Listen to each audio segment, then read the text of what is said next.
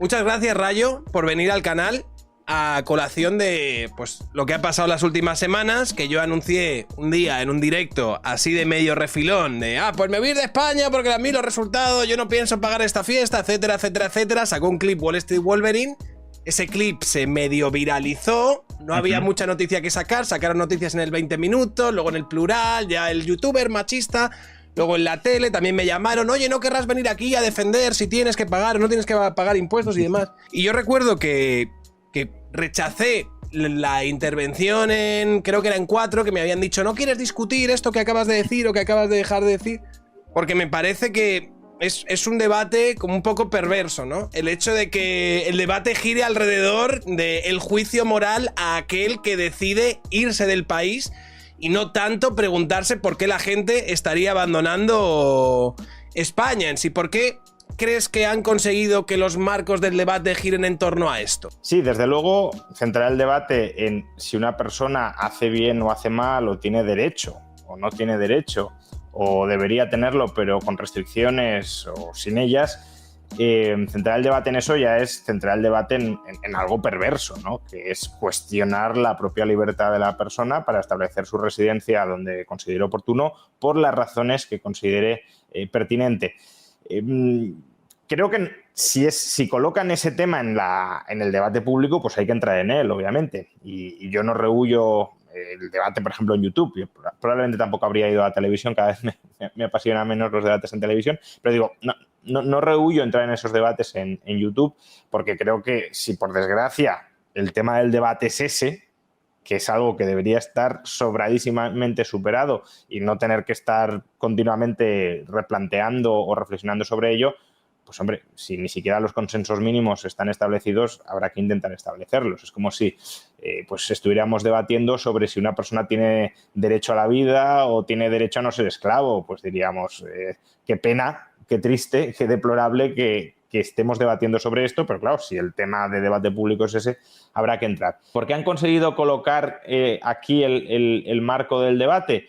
Pues porque, de alguna manera, gran parte de la sociedad depende de las transferencias del Estado. No digo que depende necesariamente en términos netos, esto lo podemos hablar más tarde, pero sí es cierto que nuestro modo de vida, el de todos o el de prácticamente todos, es un modo de vida que desde que nacemos hasta que morimos pasa en las sociedades actuales por la dependencia del Estado. Una dependencia muy fuerte en todos los sentidos. Desde que nacemos en un hospital quizá público, hasta que morimos en un hospital también quizá público, pasando por la escuela y por la universidad, muchas veces también pública, añadiendo también las pensiones, que es el sostenimiento a partir de los 65 años, que son públicas, pasando por carreteras que también son estatales, o incluso el puesto de trabajo de muchas personas, que directamente es un puesto de trabajo público, cuando no privado, pero dependiente de ayudas públicas. Entonces, claro, cuando tu vida depende en tantos aspectos de que el Estado te dé, olvidando que previamente el Estado te quita, pero tú lo que ves es que el Estado te da y no te planteas cómo podría ser tu vida si el Estado no te diera o no la organizara tu vida de todas esas formas, pues claro, hasta cierto punto genera un cierto pánico, un cierto miedo que ese Estado se pueda quedar sin recursos y, por tanto, pueda dejar de dar, pueda dejar de hacer lo que venía dando y haciendo. Y como no concibes la sociedad, como digo, de otra manera que no sea aquella en la que tú has nacido y has vivido, pues intentas conservadoramente, porque este tipo de ideas en el fondo son muy conservadoras, intentas conservadoramente defender el statu quo con uñas y dientes. Pues claro, aquellos que disputáis el statu quo sois vistos como una amenaza frente al mantenimiento de ese statu quo, claro está. ¿Y no se podría plantear de otra manera? Es decir, en lugar de decir, mira a esta gente qué insolidaria es, que no quiere pagar las carreteras, los hospitales, que quiere que tu padre se muera de cáncer porque no hay un tratamiento que pagarle y que utiliza tanta demagogia y tantos chantajes emocionales, ¿no sería más efectivo que se preguntasen por qué habría gente que está creando pues riqueza y demás y se están yendo del país? ¿No sería al final un debate si tú lo que quieres es mantener las carreteras, los hospitales y que la gente no te vaya, crear un entorno más o menos agradable para que venga inversión, para que la gente que está ganando dinero aquí no se quiera ir a otro sitio?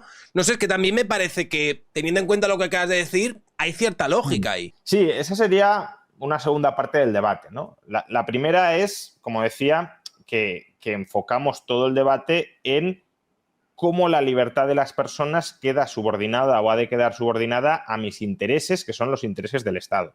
Que ya es un debate muy perverso, porque estamos convirtiendo a las personas en siervos.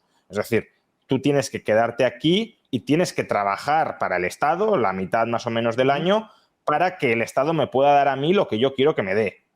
Es decir, es una especie ya de servidumbre o esclavitud, si lo queréis, a tiempo parcial.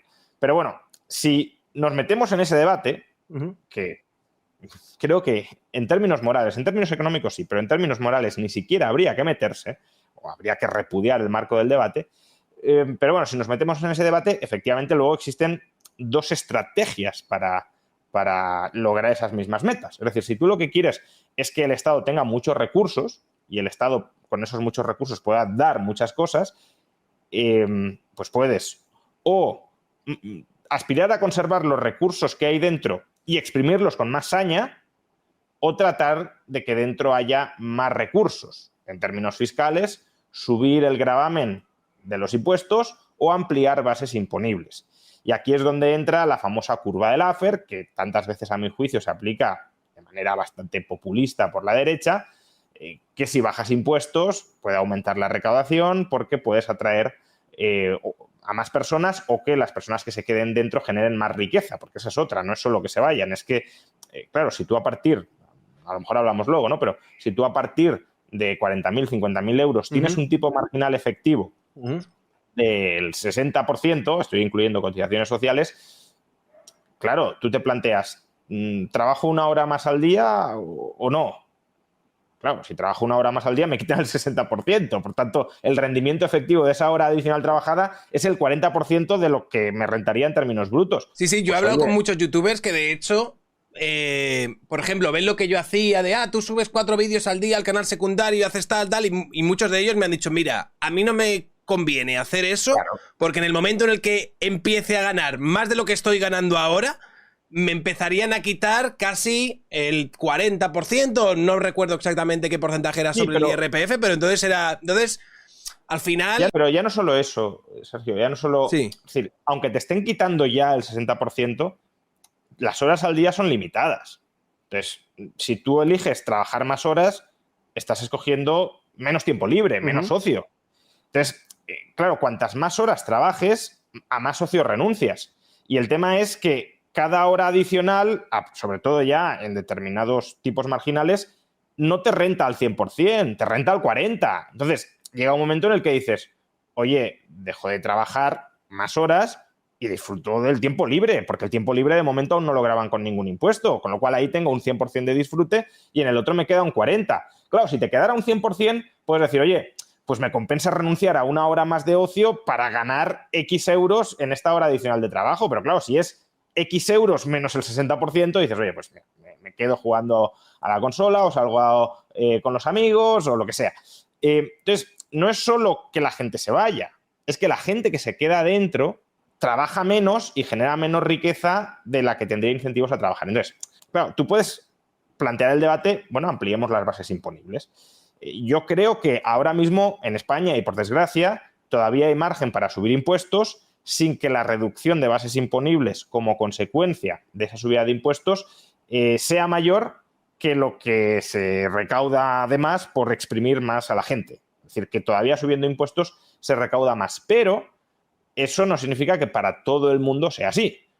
Eso es así sobre todo para las bases imponibles más bajas, para los salarios o los ingresos profesionales más bajos, porque suele haber una cierta correlación, por desgracia, entre facilidad para moverse, incluso para gestionar tu propia carga de trabajo, porque lo que decía antes de, ¿escoges trabajar una hora más o una hora menos? Claro, mucha gente puede decir, ¿en qué mundo vive? Yo en mi trabajo he de trabajar 8 horas y el jefe no me dice, trabajas 7 o trabajas 9.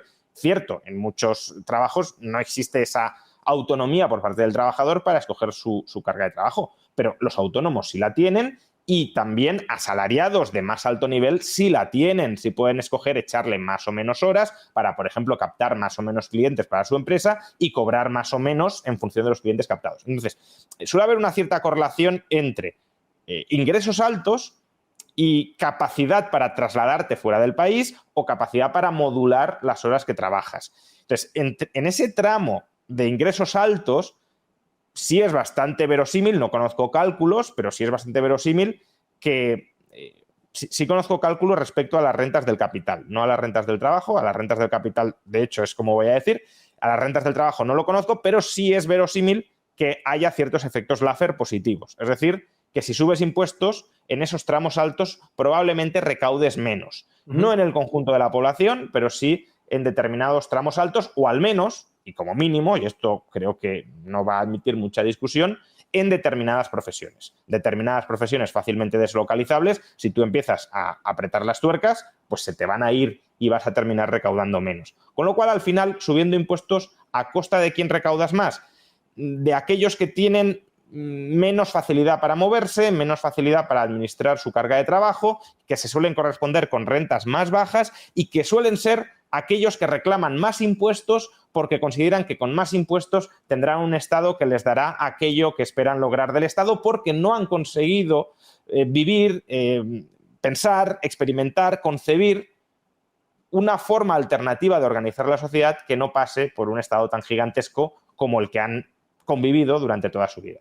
En España, tú escuchas a esta gente y te dicen, no, a ver, lo que vamos a hacer es trabajar, vamos a imponer que la jornada laboral de 4 días, vamos a salir mañana, me votas y todo el mundo va a trabajar 1 hora menos, vamos a dar una herencia universal, vamos a hacer esto, vamos a hacer todo esto otro. Y normalmente, cuando les escuchas decir todas estas cosas, los suelen decir que lo van a pagar con tasas impositivas más altas a los ricos. Siempre, no, los ricos van a pagar lo que deberían pagar, que ahora mismo supuestamente pues no estarían pagando, y en el momento en el que los ricos pongan de su parte, todo el mundo podremos disfrutar de todas estas prebendas que deberían ser lo mínimo en un Estado medianamente justo y demás. ¿Cuánto de realidad y cuánta de ficción hay en este tipo de soflamas? A ver, has tocado 2 temas, ¿no? Uno es la reducción de la jornada laboral y otro tema, la redistribución de renta y de riqueza que planteó Sumar. Empezando por la segunda parte, la herencia universal, que se la ha criticado mucho, yo la he criticado, pero también para que la pongamos en perspectiva, porque a veces criticamos estas ocurrencias, que hasta cierto punto no dejan de ser ocurrencias porque son muy pintorescas, incluso porque podemos pensar que generan malos incentivos económicos y sociales, y es posible que lo hagan, sobre todo según cómo se articulen, porque claro, si tú das una herencia de 20.000 euros a una sociedad con cultura financiera, pues las consecuencias serán otras muy distintas que si das 20.000 euros a una sociedad con cultura pues, de gasto, de consumo y de despilfarro. Pero dejando esto de lado, el coste económico de la propuesta de Sumar, de dar 20.000 euros a cada joven cuando cumpla los 18 años, es de 10.000 millones de euros anuales. 10.000 millones de euros. 10.000 millones de euros. Vale. Bien. Por revalorizar las pensiones al IPC, año 2022, pero que se consolida cada año, es decir, no es un gasto de una vez, sino que es un gasto que vamos a tener que afrontar a partir del año 2022, año tras año. El coste de revalorizar las pensiones al IPC en 2022 y en 2023, en 2024, en 2025, la revalorización de 2022, si se vuelven a revalorizar en 2023, pues la factura sube todavía más cada año, pero solo la revalorización de 2022 consolidada año tras año tiene un coste de 18.000 millones de euros.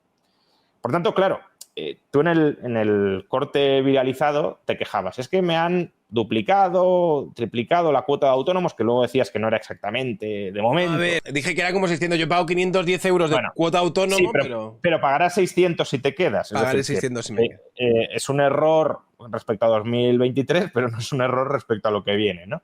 Y sobre todo, no es un error respecto a lo que vendrá, porque ya están aprobadas las cuotas de autónomos hasta 2025, pero es que el ministro Escrivá, no lo olvidemos, la tabla que presentó al principio, su objetivo de máximos, de máximos o quizá no de máximos, de lo que quiere implantar hasta el año 2031 son cuotas de autónomos que para esos tramos de ingresos en los que probablemente te muevas, por la cuota que estás pagando, superarían los 1.000 euros al mes. Sí. Tanto, entonces, ¿por qué digo esto? Pues porque, claro, sí, la herencia universal, jiji, jaja, ya, pero es que han subido el coste, la factura de las pensiones en 18.000 millones al año, así como quien no quiere la cosa. Y eso se tiene que pagar. ¿Y eso cómo se paga? Pues, entre otras cosas, subiendo las cuotas a los autónomos de la manera tan exagerada y tan brutal en la que las están subiendo y las van a seguir subiendo. Y lo peor es que eso no es suficiente. Bueno, para los autónomos, más de ahí no pasarán. Es decir, cuando lleguen a 1.000 y pico euros las cuotas para los que ganen más de 40.000, 45.000 euros de ingresos netos, pues probablemente paren. Pero es que las cuotas subirán también para el resto de asalariados. Ya las han subido un poquito, pero está previsto que si las cuentas no cuadran en el futuro y no van a cuadrar, lo primero es que van a recortar un poquito las pensiones. Y si siguen sin cuadrar las cuentas y seguirán sin cuadrar, lo siguiente es volver a subir las cotizaciones a la Seguridad Social. Y esto, de nuevo, ¿por qué? Pues porque efectivamente están consolidando una pelota de gasto público gigantesco que hay que pagar y se paga con más impuestos. Y como la apuesta es pagarlo con más impuestos, subiendo impuestos y no ampliando bases imponibles, pues lo que toca es apretarles más las tuercas a los ciudadanos. Claro, pero una cosa, entonces ahí, si estamos hablando de la herencia mínima universal, que dices tú, bueno, es que esos son 10.000 millones, teniendo en cuenta que solo la revalorización de las pensiones son 18.000 millones que se pueden dar incluso cada año. Eso no debería pensar en plan de, vamos a ver, por ejemplo, si tenemos 48.000 millones de déficit, si la seguridad social está quebrada, si tenemos 100.000 millones de euros de deuda, ¿cómo puede alguien... Sí, en seguridad social. ¿Cómo puede alguien estar pensando en... Creo que una opción válida sería ahora mismo añadir un gasto de 10.000 millones de una herencia universal. Es como contraintuitivo. Sí, pero también es cierto, o sea, yo no estoy a favor, o sea, porque parece que aquí estoy haciendo un poco de abogado y no estoy a favor, pero también es cierto que fíjate que el gasto de 18.000 millones que cada año se ha añadido al coste de las arcas públicas es un gasto, como muchos otros de los que concentran el presupuesto público, que redistribuye en favor de las generaciones, pues, de mayor edad.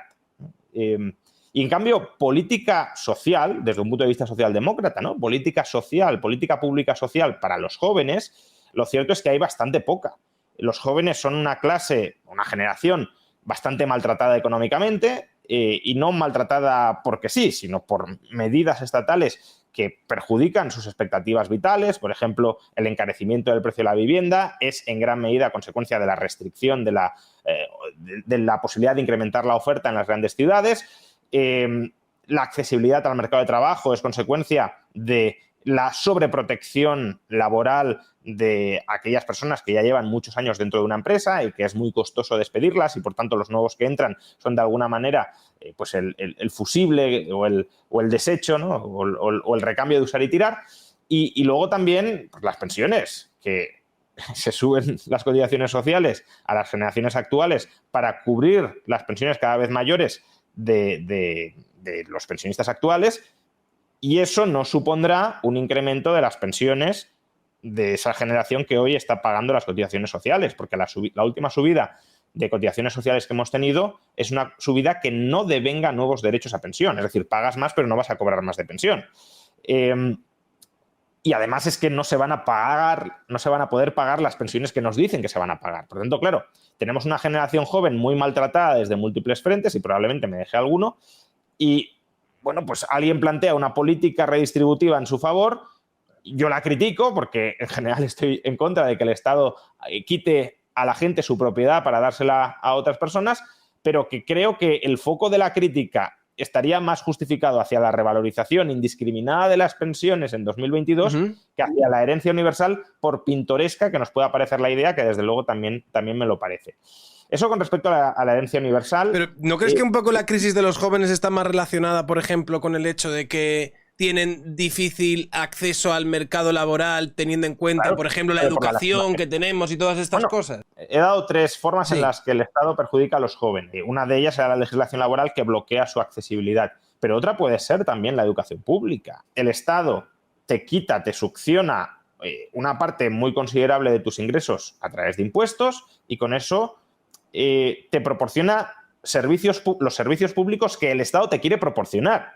Porque no es que te diga, oye, yo te lo quito y oye, le quito también a este que es rico y así, entre lo que te he quitado a ti y lo que le quito al rico, tú tienes aquí una bolsa de fondos para gastar en sanidad, en educación, en pensiones, pero escoges tú exactamente en qué educación, en qué sanidad, en qué plan de pensiones. No. El Estado te quita el dinero a ti, se lo quita a otros y dice, y ahora soy yo el que escoge qué educación te voy a dar, qué sanidad te voy a dar, etcétera. Entonces, los contribuyentes, aparte de contribuyentes, son clientes cautivos, rehenes del servicio que les ofrece el Estado. Hay una cierta capacidad de escape para las rentas altas. Si no me gusta la sanidad pública, me voy a la sanidad privada. Si no me gusta la educación pública, me voy a la educación privada. Pero démonos cuenta de que esa capacidad de escape de las rentas altas consiste en pagar 2 veces por lo mismo. Sí. Yo ya he pagado la educación pública, no me gusta tan poco que pese a tenerla gratis, entre comillas, es decir, ya habiéndola pagado, prefiero volverla a pagar en otro lado al 100% antes que consumir ese servicio. Que es como si me dicen, oiga, usted tiene comida gratis, pero es tan mala la comida que me voy a ir al supermercado y pagar la comida al 100% de coste porque no me gusta en absoluto la comida gratis que me estás dando. Entonces, para un porcentaje muy alto de la población, que es población que no está en el tramo más alto de los ingresos y que por tanto no tiene capacidad para pagar 2 veces por la sanidad, por la educación, por las pensiones, solo le queda ser clientes cautivos de esa educación o de esa sanidad pública. Y claro, si el servicio que ofrece la educación pública es muy malo, pues entonces también tienes difícil capacidad para incorporarte al mercado laboral. Y esa puede ser efectivamente otra vía por la cual el Estado está perjudicando a los jóvenes, supuestamente redistribuyendo aquí a su favor, porque está gastando en educación pública que reciben ellos, pero claro, si es un mal gasto en forma de malos servicios públicos, pues sí, otra forma de perjudicarlos, claro. El otro día tú hablabas en un vídeo, me parece muy interesante porque pusiste una gráfica, básicamente, en el que había mucha gente que había criticado, creo que era Infoblogger, porque había dicho, pagamos un 47%, en cualquier país esto sería terrible que alguien pagase un 47% de sus ingresos al Estado, Y la gente dijo, no, pero es que solo pagas el 47% a partir del tramo de 300.000, es que tal. Es decir, hay mucha gente que lo que estaba defendiendo es que en España pagamos unos impuestos pues muy justos, no es excesivo. Había gente que decía, yo soy autónomo y pago solo un 27% y gano esto, y de 4.000 euros que gano al mes me quedo con 3.300 y estoy muy contento y demás. Y tú pusiste una gráfica que se llamaba Imposición total a trabajo después de la reforma de pensiones, tipos efectivos y IRPF, cotizaciones después de la reforma. Yo vi cosas que dije, me cuadra con lo que a mí me quitan y tal, pero cuando hablan de cotizaciones, quiero decir, aquí estamos visto, estos son todos los tramos del IRPF. Por un lado, ellos estaban quedando simplemente en el IRPF, diciendo, tú no puedes estar pagando un 47% porque un 47% solo lo vas a pagar a partir de todo lo que generes después de 300.000 euros. Creo que era lo... O sea, ahí había 2 cosas, ¿no? Sí. Una cosa es que Infoblogger podría haber dado a entender, el tuit la verdad es que estaba redactado de una manera que podías entender una cosa o la otra y claro, si es un tuit ambiguo, pues lo puedes interpretar mal, o sea, mal, que se ha equivocado si quieres interpretar que se ha equivocado, o puedes tener una interpretación más generosa y pensar que no se ha equivocado, sino que simplemente lo ha dejado ambiguo, ¿no? Decía algo así como un país que normalice pagar el 47% o que te quite el 47% sobre lo que ganas, es un país que no tiene remedio. Claro, pero por eso te estaba preguntando, ¿cuánto realmente pagamos? Entonces, a ver, en IRPF, como dices, a partir de 300.000 euros te quitan el 47%. Es decir, cada euro que ganes a partir de 300.000 euros, de media en España, hay autonomías como la valenciana, que supongo que ahora lo cambiarán, pero en la Comunidad Valenciana te quitan el 54%. Y en muchas comunidades autónomas, creo que son 9, te quitan más del 50%, no el 47%. Pero bueno, por cada euro que ganes a partir de 300.000 te quitan la mitad. Pero en los euros que has ganado hasta 300.000 no te quitan la mitad. A partir de 60 te quitan el 45, prácticamente la mitad. Y en los tramos inferiores, pues menos, el 30 y pico, el 20 y pico, etcétera. Depende también la comunidad, porque como hay un tramo autonómico y un tramo estatal, pues no hay un único IRPF para todas. Entonces, un segundo, el 60% es a partir de 300.000, pero a partir de 60.000 es el 45%. A partir de 300.000 es el 47, que has dicho 60 Sí. porque estás incluyendo, supongo, cotizaciones, pero luego vamos a eso. En IRPF, Sí. a partir de 300.000 es el 47. Y a partir de 60.000 Sí. es el 45. Vale. Que este último tramo lo puso Montoro, no lo olvidemos. Que Vale. Claro, porque a veces también se dice, no, es que en Europa hay tipos marginales más altos, no mucho más altos que los de España, pero los de Europa, no digamos ya en Estados Unidos, que los tienen más bajos y además empiezan más tarde. Claro, no es lo mismo pagar el 45 a partir de 60.000 que a partir de 300.000. Entonces, en España el tramo casi más alto, 45%, empieza bastante abajo, en 60.000 euros. Pero bueno, son tipos marginales. Como digo, a partir de un umbral de ingresos pagas ese tipo marginal. No es que pagues el 47 o el 45 sobre todo lo que has ganado.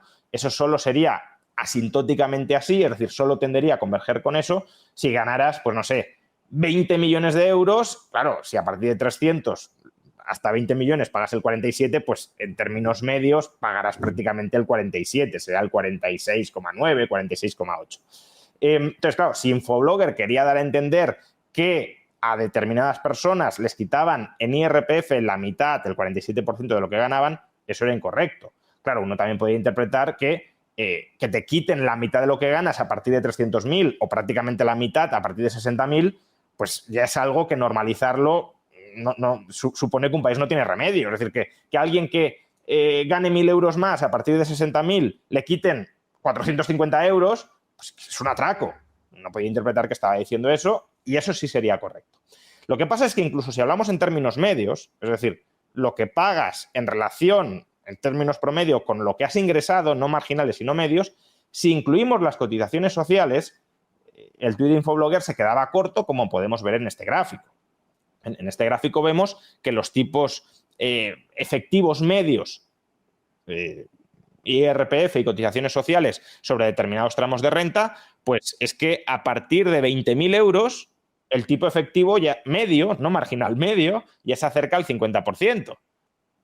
Y si nos vamos a 60 o 70.000, supera el 60%. Esto para asalariados, no necesariamente para autónomos. Para autónomos puede que ahora mismo sea algo menos, pero también irá aproximándose a estas cuantías. Entonces, claro, al final, Infoblogger hablaba de lo que te arrebata el Estado.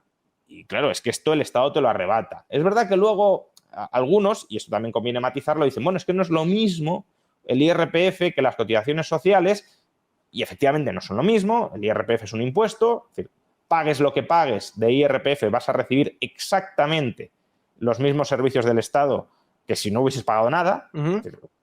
Si alguien paga 1 millón de euros en IRPF, va a recibir del Estado lo mismo que si alguien paga 0. Y las cotizaciones, supuestamente, es como una inversión a futuro. Cuanto más cotices, más vas a recibir, supuestamente, en un futuro. Salvo que cambien mucho el sistema, va a ser así. Lo que pasa es que es cierto que cada vez la contributividad, la relación entre lo que pagas y lo que recibes, se ha ido difuminando, disolviendo cada vez más.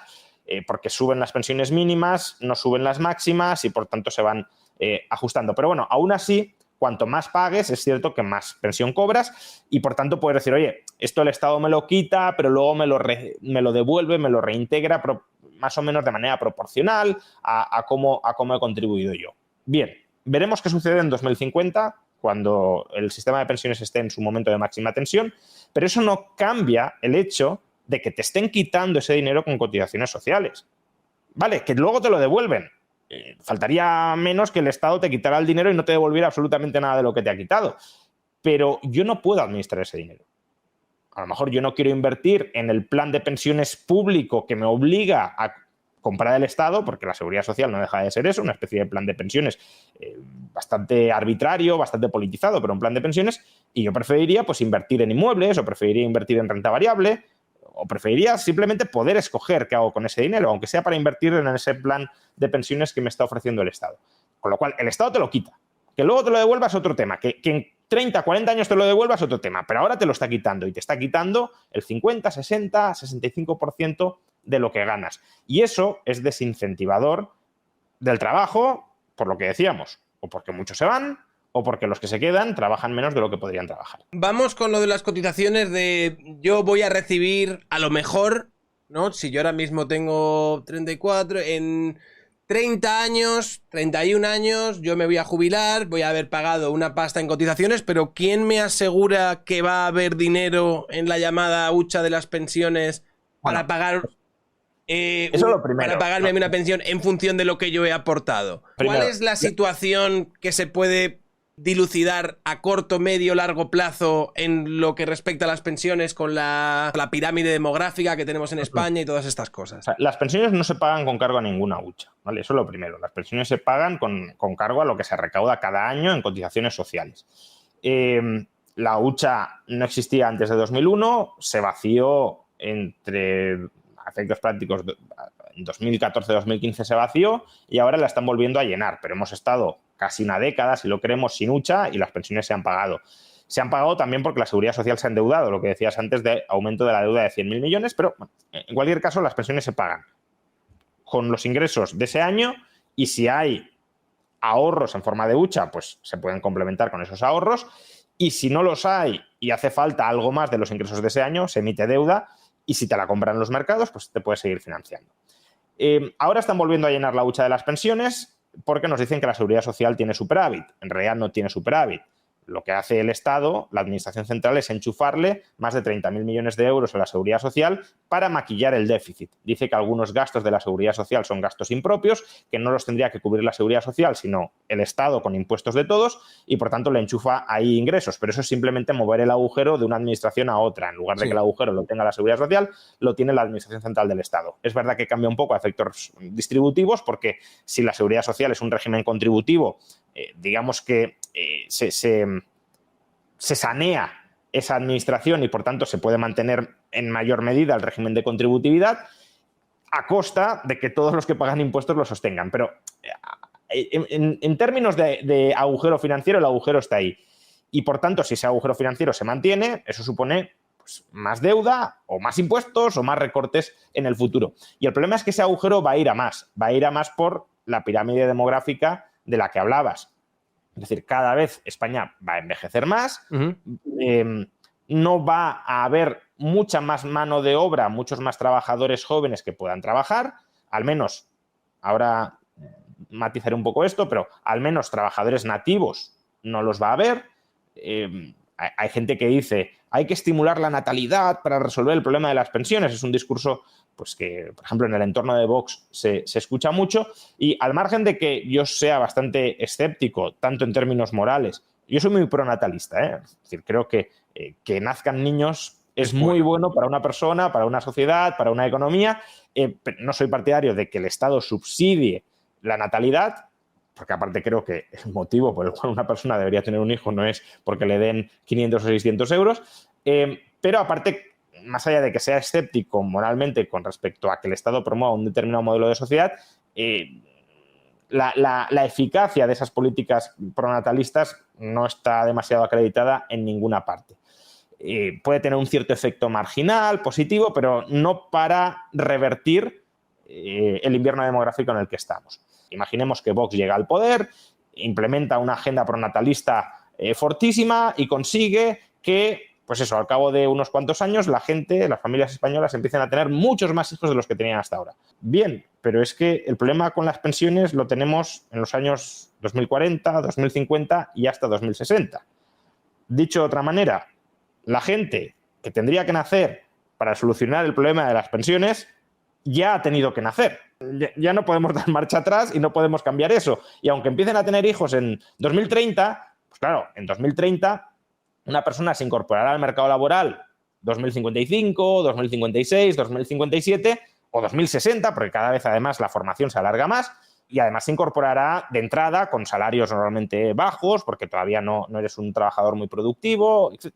Eso no va a sostener. Aparte, ¿cuántos hijos habría que tener en 4 o 5 años para darle la vuelta en 4 o 5 años a la pirámide demográfica? Es que no es... O sea, eso no es viable. Las políticas natalistas para solucionar el problema de la seguridad social, a día de hoy, en la situación en la que estamos, no son viables. Quizá lo habrían sido hace 20 años, pero hoy no lo son. Entonces, claro, esa pirámide demográfica significa que cada vez va a haber más pensionistas, que han devengado además derecho a pensiones bastante altas, porque la pensión media va subiendo cada mes, va subiendo porque los nuevos pensionistas cobran una pensión en términos promedio más alta que los pensionistas que fallecen y que se dan de baja del sistema, por tanto el promedio de la pensión va en aumento, y en cambio nuevas jornadas de trabajadores no están entrando. El gobierno, la AIREF, o sea, no estoy diciendo que sean lo mismo, pero el gobierno por un lado, la AIREF por otro, hasta cierto punto el Banco de España también, confían en que esto se va a poder mantener no en equilibrio presupuestario, pero sin que se desequilibre de una manera explosiva, porque se espera que a lo largo de los próximos 30 años entren en España 10 millones de inmigrantes. Ese es el supuesto base para que las pensiones sean un problema, pero no sean un problema irresoluble. Yo también soy muy pro inmigración. Soy pronatalista y pro-inmigración. Me gusta que haya gente, digámoslo así, ¿no? Creo que una sociedad muy poblada es una sociedad donde pueden emerger muy buenas ideas y la base de la productividad y del enriquecimiento son las buenas ideas que se difunden por todas partes. Pero claro, integrar a 10 millones de personas en un espacio de 30 años o 20 años o 25 años supone un reto para el que no sé si nuestra sociedad está preparada. Aparte que, claro, ¿qué perfil profesional promedio y, por tanto, qué salario promedio van a tener esos 10 millones de personas? Claro, eso te iba a preguntar, porque a lo mejor lo de traer a muchos inmigrantes, si estos inmigrantes son de difícil integración, a lo mejor tienes que invertir unas cantidades ingentes de dinero para que estos inmigrantes puedan adaptarse a unas dinámicas más o menos normales en España y lo puedan contribuir como supuestamente quieres que contribuyan. Es decir, yo no tengo claro que un inmigrante que, por ejemplo, que viene a España, que no habla español, que se encuentra más o menos perdido y demás, no acabe costando más de lo que luego pueda llegar a dar a las arcas públicas. Hay estimaciones muy diversas sobre ello. Me gustaría ver un trabajo más a fondo, porque es cierto que los inmigrantes, sobre todo los jóvenes, los que están en edad adulta, suelen ser, o se suele calcular que son contribuyentes netos, básicamente porque hacen un uso escaso de la sanidad, no cobran pensiones, que es la principal distribución o transferencia pública del Estado, y si pagan impuestos, pues estamos hablando, claro, de inmigración legal, ya sea en IRPF, cotizaciones sociales o impuestos sobre el consumo. Entonces, como grupo, sí es cierto que parecen ser contribuyentes netos, pero también habría que desagregar por tipos de inmigrante, y esto es lo que a veces no se hace, ¿no? Si no recuerdo mal, en Dinamarca se hizo, y sí que depende el colectivo de inmigrantes. Hay algunos, sobre todo los que tengan mayor formación y mayor cualificación, que sí son claramente contribuyentes netos, otros que, aunque sean jóvenes, no lo son. En cualquier caso, es otro debate. Lo que quiero poner de manifiesto es que, claro, si entran 10 millones o 6 millones de inmigrantes cuya productividad y cuyos salarios y, por tanto, cuyas bases de cotización sean más bajas que aquellos españoles que se estén jubilando, vas a tener, sí, un cierto reemplazo profesional y de bases de cotización, pero se te van a ir bases de cotización altas que pagarán cotizaciones a la Seguridad Social altas, a cambio de bases de cotización más bajas que pagarán cotizaciones más bajas. Al margen de si cuestan más o menos, digo, incluso en términos de solo pensiones, no está tan claro que esa entrada de 10 millones de inmigrantes, que ya de por sí es un reto muy grande para la sociedad española, vaya a ser capaz de sostener las cuentas de la Seguridad Social. También la AIREF, por ejemplo, estimaba que se iba a disparar la natalidad en España y de momento se sigue hundiendo. Creo que el año pasado fue el segundo peor año en tasa de natalidad de toda nuestra historia, y desde luego no hay un cambio de tendencia que se esté apreciando. Entonces, claro, no están naciendo más niños. Las estimaciones de entradas de inmigrantes más o menos sí se están cumpliendo, alrededor de 200.000, 300.000 al año. Veremos durante cuánto tiempo se cumplen, pero aún así, claro, si las entradas de nuevos inmigrantes no te dan bases imponibles suficientes, si no generas suficiente empleo como el que se espera que se genere, porque la AIREF y el gobierno también estiman que la tasa de paro media durante las próximas décadas será del 7%, tampoco es algo que sea muy habitual en España. Claro, si todo eso no se da y sigue subiendo irresponsablemente las pensiones, pues entonces el problema va a ser mucho más grande del que ya va a ser si se cumplen esos pronósticos. Es que si se cumplen esos pronósticos no es que estaremos salvados, es que habrá problemas financieros de la Seguridad Social, pero se espera que sean manejables. La IREF estima que con esas previsiones de 10 millones de inmigrantes, de tasa de paro del 7%, de aumento de la natalidad, la deuda de la Seguridad Social solo aumentará en 50 puntos del PIB, que se dice pronto. Ahora mismo tenemos una deuda pública del 112% del PIB. Pues nada, añadan 50 puntos más durante las próximas décadas. Bueno, se cree que eso se puede manejar, pero claro, es que si no se cumple ni eso, nos iremos a un aumento de la deuda pública, si no hay recortes o subidas de cotizaciones, de 100 puntos, de 120 puntos, y claro, eso sí es la quiebra ya no de la Seguridad Social, sino de España. Vale, ¿cuál es el peor caso escenario? Bueno, el peor caso sería básicamente que no entren inmigrantes en absoluto, que no haya un repunte de la natalidad, aunque ya he dicho que esto pues tampoco va a solucionar mucho, lo haya o no lo haya, y que la tasa de paro pues se quede, no sé, en el 11, en el 12% en términos promedio. Ahí estaríamos, pues no tengo ahora mismo las cifras en la cabeza, la IREF sí iba estimando, pues oye, si no se cumple esto, un punto más de déficit por año, etcétera. Y ahí pues te salía pues eso, un incremento de la deuda pública si se mantienen las pensiones actuales. Bueno, más que las pensiones actuales, las condiciones de jubilación actuales y las cotizaciones sociales, pues eso, de 100 puntos, de 120 puntos, que eso es inasumible para España y ni siquiera Bruselas nos permitiría que lo asumiéramos. Por tanto, ahí veríamos ya ni siquiera subidas de cotizaciones, que también, pero veríamos recortes muy importantes en las condiciones de jubilación. ¿Y eso por qué es dramático? Es dramático porque le estás secuestrando a las personas la capacidad de planificarse financieramente. Bien, si ahora a una persona de 30 años, de 35 años, de 40 años, le dices, mira, en 30 años no vas a cobrar esta pensión que esperas cobrar, sino esta menos un 30%.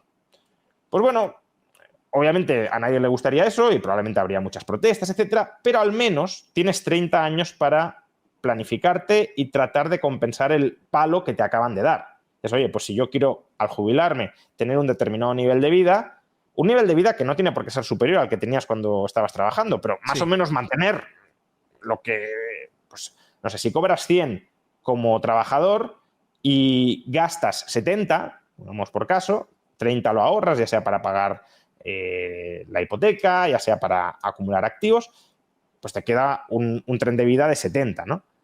Claro, si tú quieres mantener ese tren de vida cuando te jubilas, como mínimo tendrás que cobrar 70 gastando el 100%. Pero claro, si cobras 50, pues si gastabas 70 y ahora cobras 50, no podrás gastar 70. Salvo que tengas un colchón de ahorro y digas, oye, cobro 50, pero he ahorrado lo suficiente como para complementar con 20 y seguir gastando 70 cada año.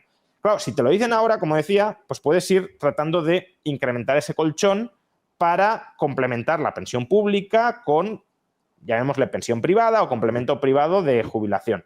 Pero claro, si a los 65 años te dicen, mira, que vas a cobrar un 20% menos, ¿ahí cómo reaccionas? No reaccionas de ninguna manera, salvo ajustando tu nivel de vida a la baja, sin que hayas podido tener voz y capacidad de adaptación ante ese tijeretazo. Y claro, si el recorte que se va a dar, que muy probablemente se va a dar, fuera algo imprevisible, pues podría decir, mira, una maldición divina, una desgracia divina, ha pasado esto, ¿qué vamos a hacer? Pero claro, si es algo que los políticos, digámoslo así, ya lo saben. Y lo saben. Y lo saben, y están mintiendo a la población para que no se dé cuenta de todo eso. Recuerdo hace unos años, cuando aún estaba el PP en el gobierno, el gobernador del Banco de España de entonces dijo algo así como, oigan, que las pensiones van a estar en problemas, hay que más o menos avisar a la gente para que se vaya preparando. Bueno, todos los grupos políticos, incluyendo el Partido Popular, se le echaron a la cabeza diciendo que era intolerable que alguien cuestionara la sostenibilidad de las pensiones públicas y generara miedo entre la población. Es decir, lo que querían imponer era la ley del silencio, que no se hablara de los problemas de la seguridad social. Pero claro, si no se habla de los problemas de la seguridad social y la gente no es consciente de esos problemas, no va a reaccionar y le van a meter el tijeretazo cuando ya no tenga capacidad de reacción. Por lo tanto, los políticos lo saben, están engañando a la población porque, claro, dentro de 30 años o dentro de 25, Pedro Sánchez puede tener mucha expectativa de quedarse mucho tiempo, pero no 25 años. Escrivá, ministro de Seguridad Social, tampoco. Entonces, ve a pasarles tú cuentas a esos señores dentro de 25 años. Porque si ahora a cualquiera le pregunto, ¿quién era el ministro de Seguridad Social, de Trabajo y Seguridad Social hace 25 años? No lo sabe nadie, no lo sé ni yo. Que yo me refiero que más o menos que soy un friki de estos temas, no lo sé. Entonces, como para ahora decir, oiga, que hace ustedes 25 años hicieron una mala reforma y... No. Entonces, el incentivo es cortoplacismo absoluto en la gestión de la seguridad social y ya dentro de 25 o 30 años que venga detrás que arree y que las generaciones posteriores arreen. Entonces, estamos en esas. Y estamos en esas, además... Una cosa, ¿tú no crees que si de repente aparece un grupo político y es honesto en ese sentido y dice, oye, está pasando esto, ¿no crees que más que recompensarle por ser honestos y tratarnos como personas adultas, como lo recompensaríamos con los medios de comunicación y todo el mundo, sería con, mira lo que dice este loco, qué está diciendo, quiere quitarle las pensiones a nuestros mayores, quiere hacer esto, quiere hacer esto otro? Totalmente. De hecho, esa evolución se ha visto muy clara en Vox, por ejemplo. Vox en 2019 alertaba de los problemas de la seguridad social y proponía una transición, desde mi punto de vista, no muy clara cómo se iba a hacer, pero en todo caso sí ponía el debate encima de la mesa hacia un sistema mixto de pensiones. En estas elecciones lo que han dicho es que el sistema público es el mejor sistema posible, que no se va a tocar y que ya está bien de recortar las pensiones a nuestros mayores, que lo que van a hacer es recortar gastos superfluos, autonomías y demás para garantizar la sostenibilidad de las pensiones, lo cual, por cierto, no se lo cree nadie, podríamos entrar en otro debate, pero solo, si lo queréis, una regla heurística muy clara para ver cómo esto es populismo económico barato. Vox ha propuesto una reforma fiscal, también en 2023, brutal, que supondría una caída de la recaudación de 60.000 o de 70.000 millones de euros al año. ¿Y cómo ha dicho que la va a pagar? Recortando chiringuitos, duplicidades, las autonomías. Entonces, a ver, esos recortes dan para lo que dan. Yo creo que da para bastante poco. Vox cree que da para mucho más. Vale, pero desde luego no da para financiar esa rebaja fiscal y la sostenibilidad a largo plazo de las pensiones públicas. Y una cosa también, con lo de recortar chiringuitos, o sea, ¿a ti te parece que eso es factible? Porque yo muchas veces lo pienso y en mi cabeza tiene sentido y dices, sí, la verdad es que hay muchísimos chiringuitos, hay muchísimas duplicidades, hay muchísima burocracia, pero luego también me dice, no, pero es que los autónomos, o no los autónomos, los funcionarios, la gente que tiene estas plazas, la gente que muchas veces desayuna 4 veces al día y tiene estos trabajos que muchos aspiran a ellos, muchos españoles ya básicamente aspiran a ellos, también tienen bastante poder. También tienen bastante capacidad de fiscalizar lo que están haciendo los políticos y de, en el momento en el que ellos se sientan amenazados, ser capaces de presionarles lo suficiente para que sea prácticamente imposible hacer una reforma de calado en lo que se refiere a chiringuitos, duplicidades, esto por aquí, esto por allá. Lo que decías de si alguien iba a castigar a un partido político que hablara claro, efectivamente, y por eso todos no cuestionan la sostenibilidad del sistema, aunque todos saben que el sistema no es sostenible tal como está configurado ahora mismo. Pero bueno, como mínimo yo creo que sería exigible que no criticaran al que dice la verdad o que no decretaran la muerte pública civil de quien dice la verdad, como le ocurrió al gobernador del Banco de España, creo que fue en 2015 o 2016. Dicho esto, y volviendo ahora al tema de los chiringuitos, a ver, yo creo que aquí se mezclan muchas cosas. ¿Hay mucha burocracia? Sí. ¿Esa burocracia con el tamaño del Estado que tenemos ahora mismo es fácilmente prescindible?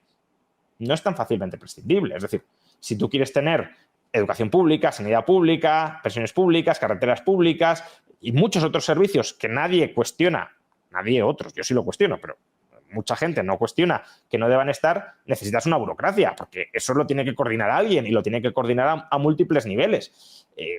No sé, por ejemplo, esta semana, creo que fue esta semana, salía la noticia de que solo se había ejecutado el 15%, el 16% de la inversión de los fondos europeos en Cataluña. ¿Por qué se ha ejecutado tan poco?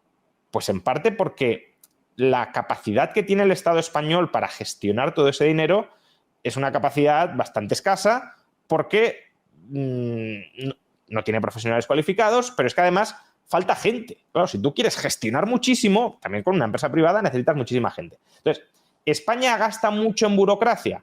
Pues al contrario de lo que cabría pensar, si ponemos en relación lo que gasta en burocracia con el tamaño del Estado de España, no está en el promedio europeo. Es decir, no es que digas, no, mira, aquí es que España se lleva el 20% de todo el gasto público en burocracia. No, está, si no recuerdo mal, en torno al 5%. Y hay otros estados europeos centralistas, por cierto, como Francia o Portugal, que gastan más en burocracia en términos del gasto total. Entonces, ¿hay margen para reducir el gasto en burocracia? Sí, pero también habría que reducir el tamaño del Estado en su conjunto. Si solo reduces la burocracia y no el resto de funciones del Estado, va a ser un Estado que no va a ser operativo, que no va a poder funcionar.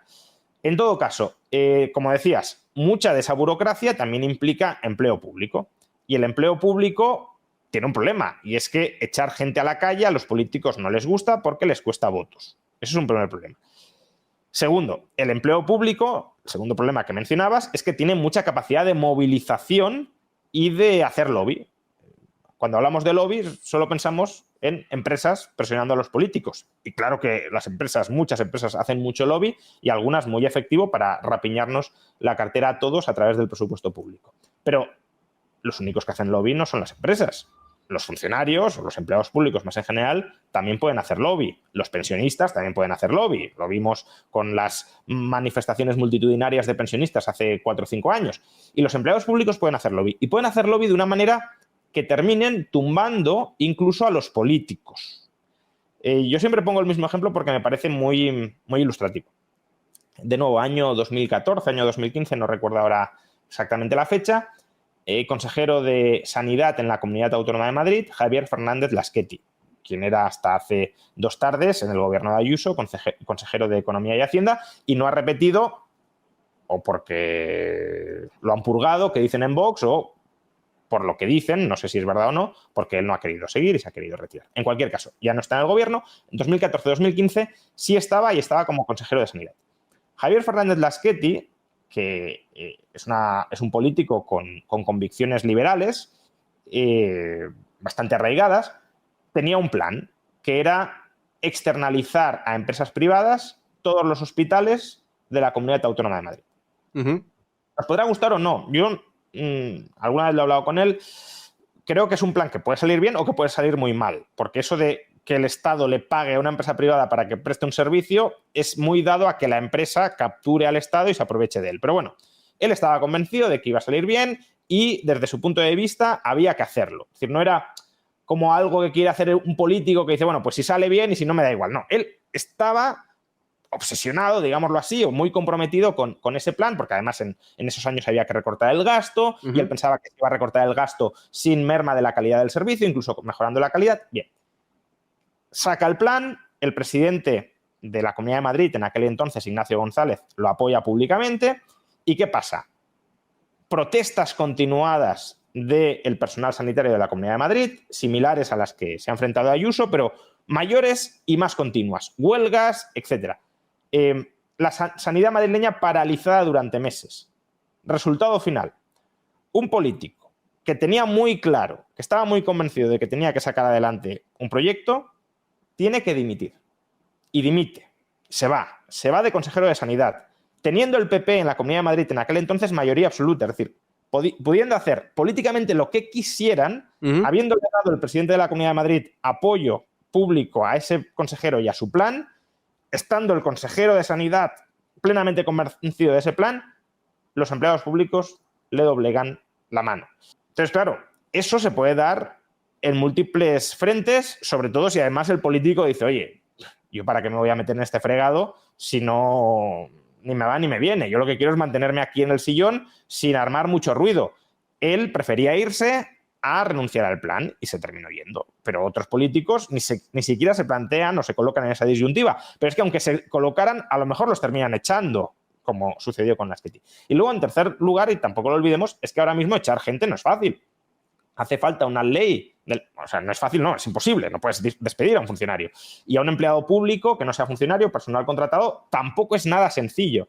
Hace falta una reforma en profundidad de la ley de acceso a la función pública y eso nadie lo ha planteado, ni siquiera Vox. Si Vox fuera en serio en lo de vamos aquí a reducir duplicidades y personal tal, debería decir, vale, esto y reforma de la ley de función pública para poder echar gente.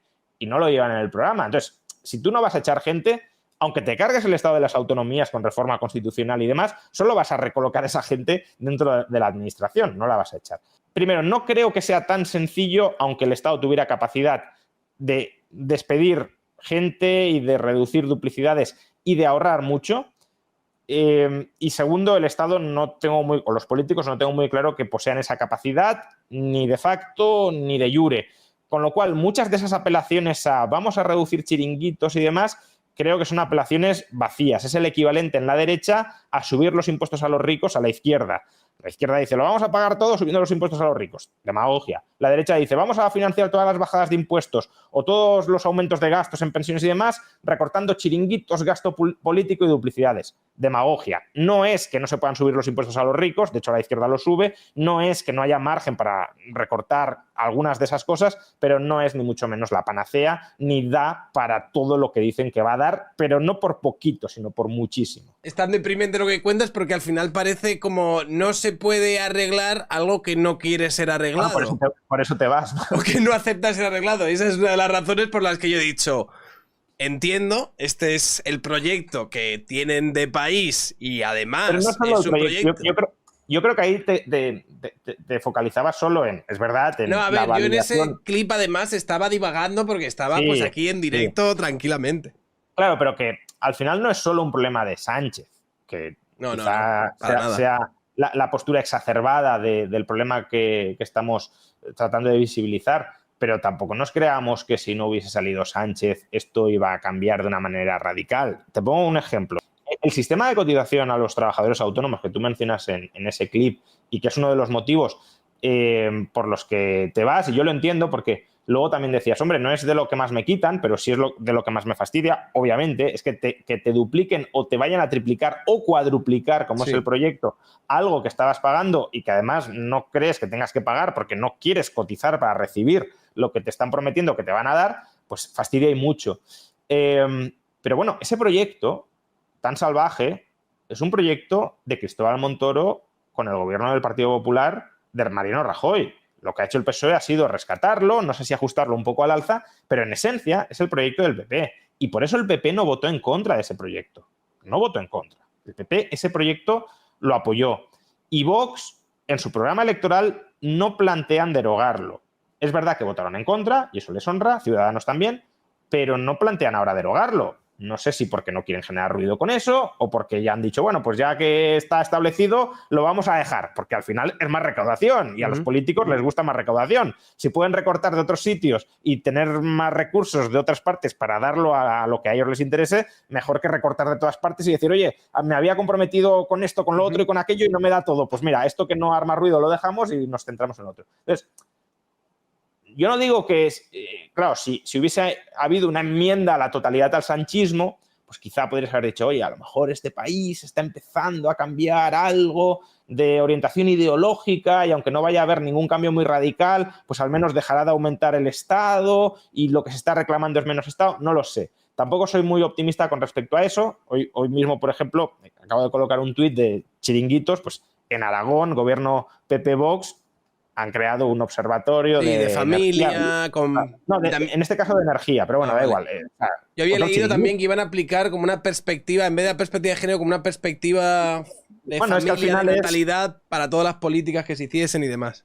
Quitamos tu chiringuito para poner el mío, es decir, quitamos a tu gente para colocar a la mía, porque los partidos, esto lo vio muy bien Errejón en un clip que se hizo famoso, pues son máquinas de colocar a los suyos, porque son los suyos los que cuando pierden las elecciones y están fuera del poder, si están colocados, pueden siguen teniendo maquinaria para mantenerse vivos. Si no, te pasa como a Ciudadanos o te pasa hasta en gran medida como a Podemos. Si tú pierdes el poder y pierdes la financiación pública y no tienes a los tuyos colocados en puestos públicos de los que viven, claro, ¿quién mantiene la maquinaria? Podemos echar ahora a 100 personas que eran gente que estaba, pues, no solo manejando el partido, sino haciendo activismo en redes y demás. Claro, eso lo pierdes. Entonces, se convierten en cascarones vacíos que no tienen capacidad de movilización y de seguir dando la batalla electoral. Por eso hay que colocar gente en espacios públicos, también para generar lealtades. Oye, yo te he colocado a ti, por tanto me lo debes y en el futuro, bla, bla, bla. Bien. Entonces, yo casi me conformaría más que con que recorten chiringuitos, con que dejen de crearlos. Yo creo que ya eso sería un reto bastante interesante para todos los partidos políticos, no solo para PSOE y para Sumar, sino también para PP y Vox, que, por cierto, comentario al respecto, ya llevan más de un año gobernando en Castilla y León. Lo digo porque muchas veces también cuando se critica a Vox de es que no vais a hacer nada, es todo promesas vacías, porque luego seguro que os ponéis a gobernar y no hacéis nada. Claro, muchas veces dicen, hombre, pero no juzgues tan duramente a Vox porque no han gobernado.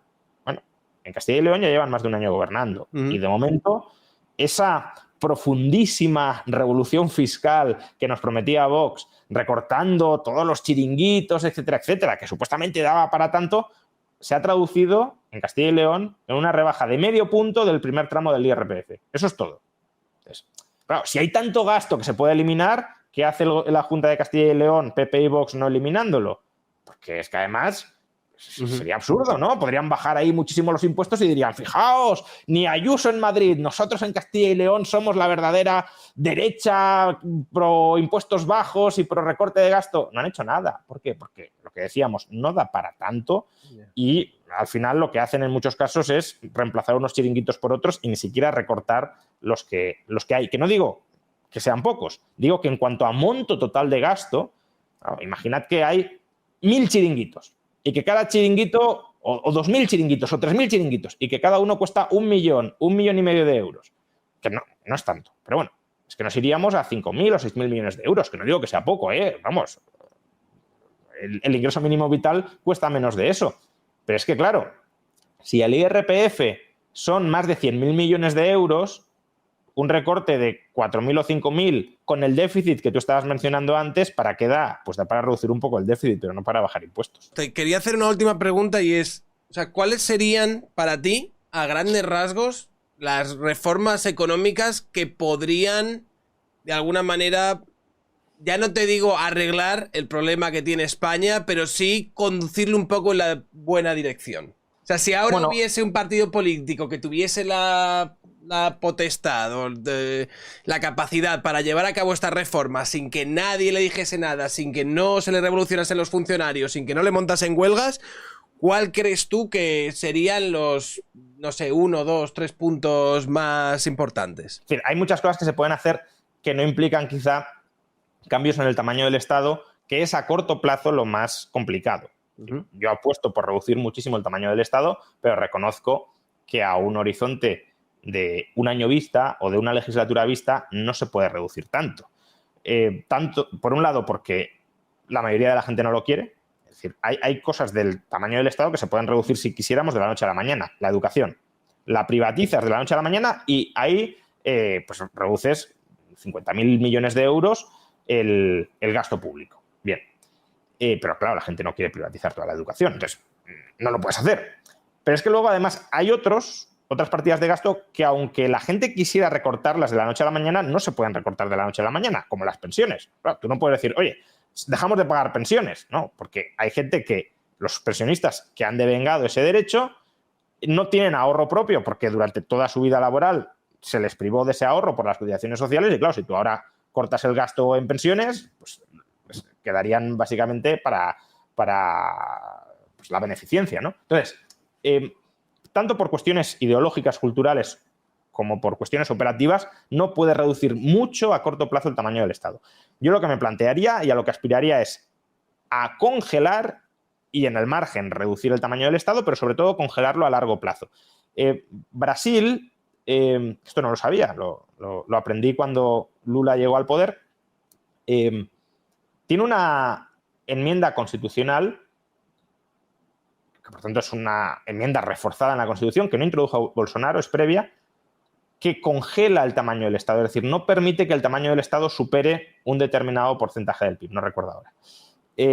Bueno, ese tipo de prácticas, no digo meterlo en la Constitución, ojalá, ¿no?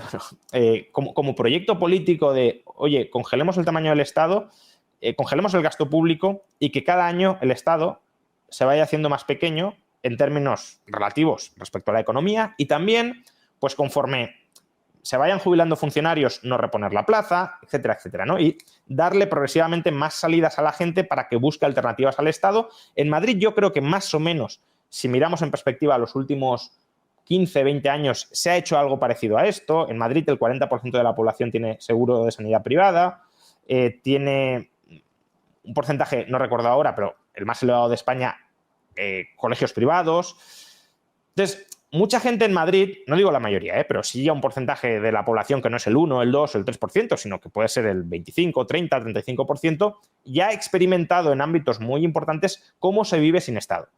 Y, por tanto, no le preocupa tanto que el Estado desaparezca, que es lo que te decía al principio, que mucha gente tiene pánico de si no está el Estado, ¿qué va a ser de todo esto? Entonces, ir, de alguna manera, permitiendo que la gente experimente al margen del Estado, porque no le subes los impuestos o incluso se los bajas un poquito, porque bonificas a lo mejor que el gasto en sanidad y en educación privada, porque al final si yo no gasto si yo no ocupo una plaza pública o una plaza pública en sanidad o en educación, eso es gasto que se ahorra el Estado. Por tanto, me podrían decir, oye, ese gasto que no haces aquí, te permitimos que con tus impuestos lo hagas en otra parte. Bueno, ese tipo de reformas creo que sí se pueden hacer y creo que sí irían generando una cierta desafección hacia el Estado e irían posibilitando que a largo plazo se vaya reduciendo. Pero luego, ese es un capítulo, cómo reducimos el tamaño del Leviatán, que no es sencillo. Pero luego hay otro capítulo que es, si lo queremos, reformas regulatorias, legislativas, estructurales, que no afectan al tamaño del Estado, no afectan a la redistribución del dinero del Estado, que pueden tener también coste político, porque al final una liberalización afecta a muchos lobbies o afecta a muchos colectivos y son colectivos que se pueden poner en tu contra. Pensemos en el caso, no sé, de los taxis y Uber. Pues claro, eso no afecta al gasto público, pero claro, tú dices, oye, Uber puede operar como quiera, Uber Pop, ¿no? Cualquier conductor se baja la aplicación, se registra y puede llevar a otra gente tipo BlaBlaCar, pero con taxis. No, eso claro, se te montan todos los taxistas y claro, si incluso sin eso, sino concediendo licencias de VTC, que no es Uberpop, concediendo licencias VTC y, por tanto, ampliando la flota de vehículos de transporte urbano, se te montó la que se te montó, imagina si cualquier persona pudiese hacer sin licencia de taxista. Entonces, la liberalización no es que no comporte resistencia, pero al menos si lo queremos, factible, porque no implica cambiar la redistribución del dinero, de los ingresos estatales, que es algo que tendría que hacerse a mucho más largo plazo. Entonces, yo creo que habría que liberalizar algunas partes cruciales de la economía. Ahora mismo, creo que una de las liberalizaciones clave para solucionar muchos de los problemas que tiene este país es la liberalización del suelo y de las condiciones de edificabilidad. Es decir, posibilitar que la vivienda deje de encarecerse o incluso, en muchos casos, que llegue a bajar de precio. Eso es una reforma que, ya digo, creo que viene a solucionar muchos de los problemas que tenemos. Viene a solucionar conflictos intergeneracionales. Población joven que no puede acceder a una vivienda en propiedad o incluso en alquiler y que, por tanto, no tiene previsión de conformar un hogar y de conformar una familia. Ni tampoco de acumular un patrimonio propio. Por tanto, por ahí. Luego, la vivienda ya está expulsando, el alto precio de la vivienda está expulsando a mucha gente de grandes ciudades o de zonas económicas en las que esa gente podría generar mucho valor. Por tanto, en la medida en que el alto precio de la vivienda expulse talento, eso también frena una reasignación de ese talento más productiva. Que bueno, eso también habría que... Eso por un lado está bien, pero también genera más España vaciada, porque si se concentra la población en los núcleos urbanos generarán más riqueza, pero se vaciará más el campo. Curioso que con lo de la España vaciada nadie hace juicios morales de los que se van de los pueblos de España a las ciudades. Ahí sí, ya claro, sí que es un problema más estructural que hay que tocarlo como algo estructural. Pues está bien lo que comentas, no había caído, pero no sé hasta qué punto has tirado de ese hilo, porque... de la misma manera que se critica a alguien de insolidario porque se vaya de su país para pagar menos impuestos, también podríamos calificar a los que se van de la España vaciada de insolidarios porque al marcharse están despoblando esa región, claro, y están, por tanto, condenando a esa región a que empobrezca, a que envejezca y a que no se desarrolle. De la misma manera que se le puede pedir a un contribuyente, oye, no te vayas del país, aguanta aquí dentro para sostener las finanzas públicas, también, ¿por qué no? Se le podría decir a alguien en la España vaciada, tú no te vayas de aquí, tú quédate aquí para levantar tu pueblo, no te y aunque te tengas que morir de asco en tu pueblo... Es muy importante, claro. Claro. O sea, al final, si el individuo no es libre en el sentido de que no es soberano, no es dueño de su propia vida, sino que su vida está sometida al bienestar de su comunidad y, por tanto, eres un apéndice de la comunidad para que la comunidad florezca. No se sabe muy bien cómo, porque al final la comunidad es una suma de individuos, con lo cual, si los individuos no pueden perseguir su propio bienestar y lo persigue un ente así abstracto y colectivo que es la comunidad, lo que normalmente esconde eso es que unos individuos viven a costa de otros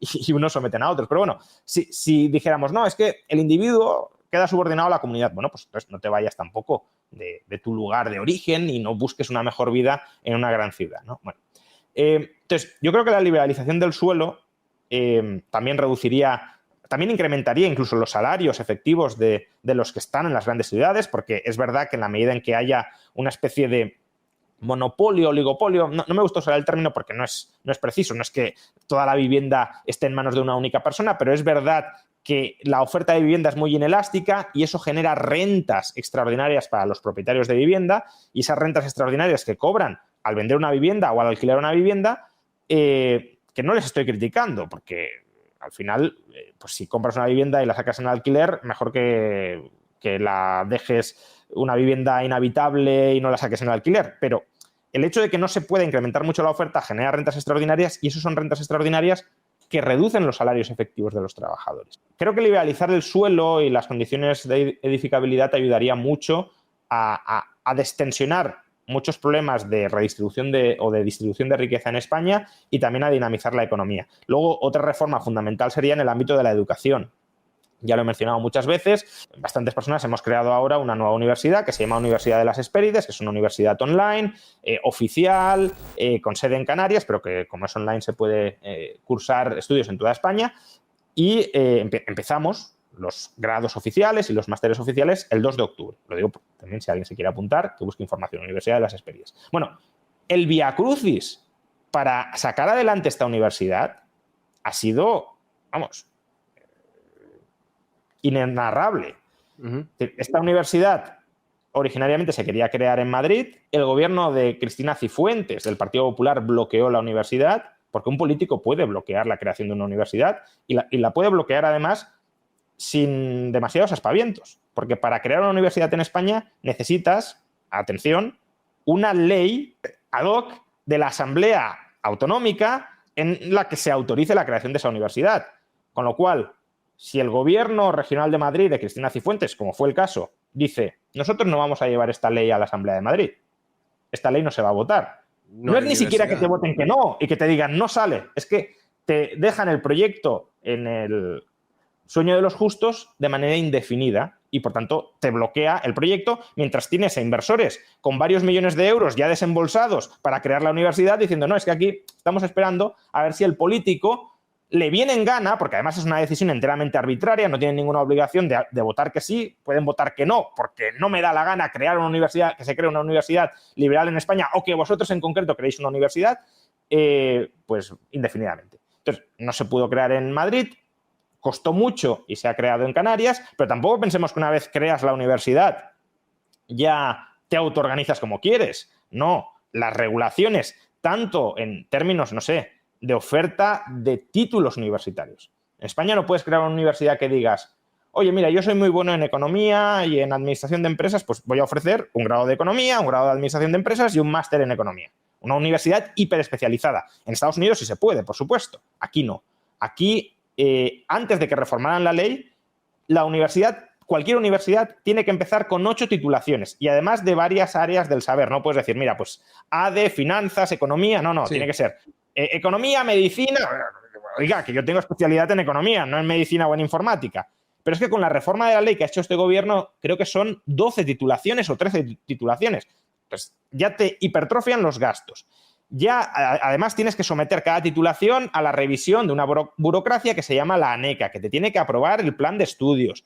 Bueno, las condiciones del profesorado, todo. Es decir, al final la educación universitaria, que es la más libre en España, está hiperregulada. La educación preuniversitaria es que directamente es dictat soviético que te digan, oiga, tiene que impartir estas asignaturas en este tiempo, este contenido, con estos profesores, con este perfil de profesorado.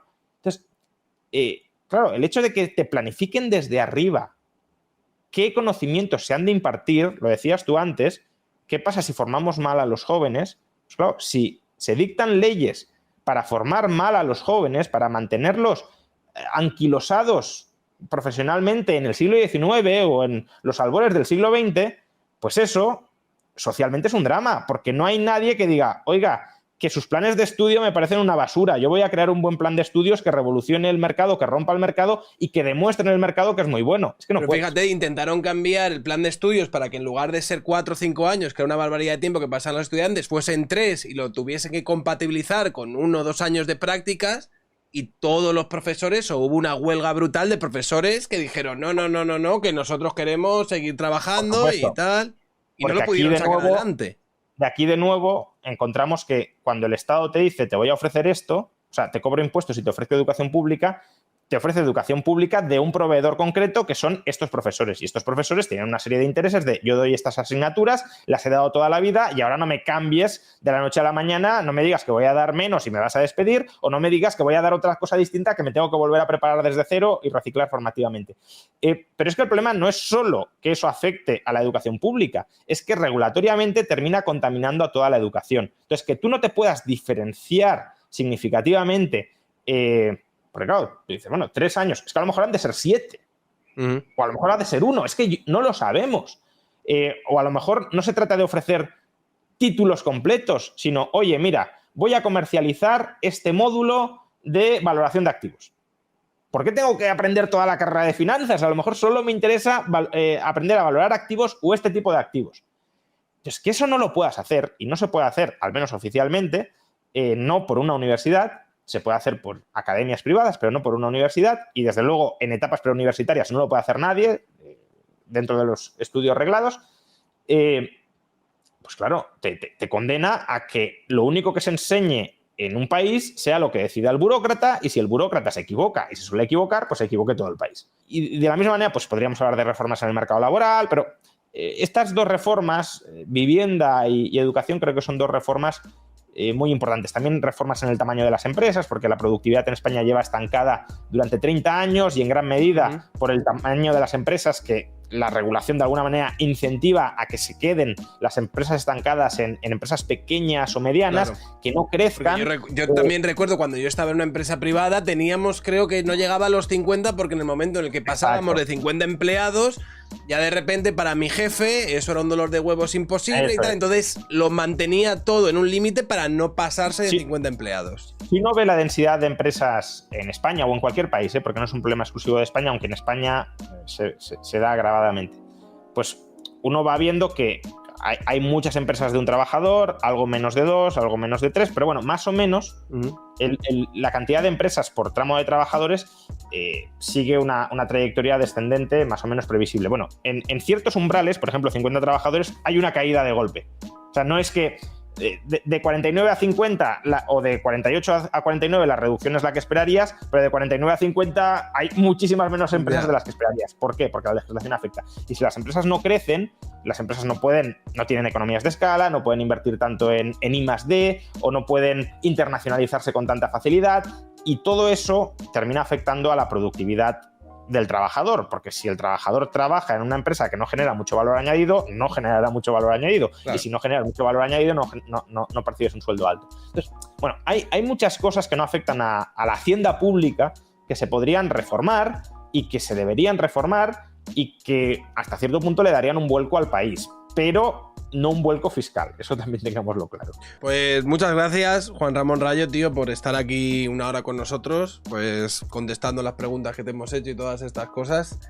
Yo creo que, teniendo en cuenta lo que ha dicho, la opción de irse, si puedes, no es una opción descabellada.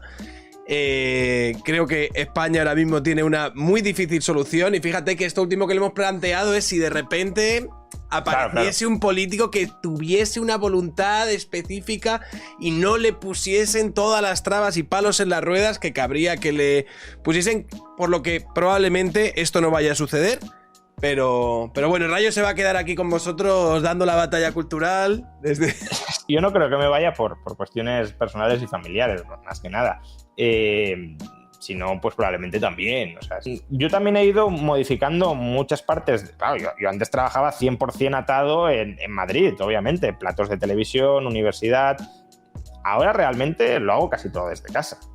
Tanto clases como si lo quieres, la esfera de divulgación o de batalla de las ideas. Lo hago todo desde donde esté, porque también puedo no estar en casa y estar grabando.